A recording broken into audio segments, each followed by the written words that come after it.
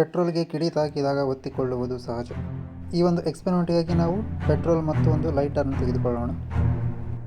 Petrol ತಕ್ಷಣವೇ ಬೆಂಕಿ ಹೊತ್ತಿಕೊಳ್ಳುವ ಇಂಧನವಾಗಿದೆ.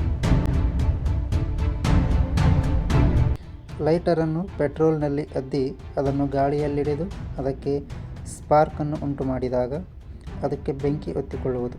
ಇದಕ್ಕೆ ಕಾರಣ ಬೆಂಕಿ ಹೊತ್ತಿಕೊಳ್ಳಲು ಬೇಕಾಗುವಂತಹ ಇಂಧನ, ಶಾಖ ಮತ್ತು ಆಕ್ಸಿಜನ್ ಇವು ಅದ ಗಾಳಿಯಲ್ಲಿ ದೊರೆಯುವವು.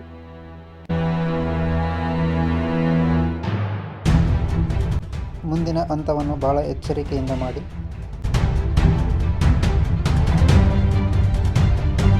ಲೈಟರನ್ನು ಪೆಟ್ರೋಲ್ನಲ್ಲಿ ಮುಳುಗಿಸಿ ಅದಕ್ಕೆ ಸ್ಪಾರ್ಕನ್ನು ಉಂಟು ಮಾಡಿದಾಗ ಪೆಟ್ರೋಲಿಯಂ ಹೊತ್ತಿಕೊಳ್ಳುವುದಿಲ್ಲ. ಇದಕ್ಕೆ ಕಾರಣ ಪೆಟ್ರೋಲಿಯಂನಲ್ಲಿ ಆಕ್ಸಿಜನ್ ಇರುವುದಿಲ್ಲ.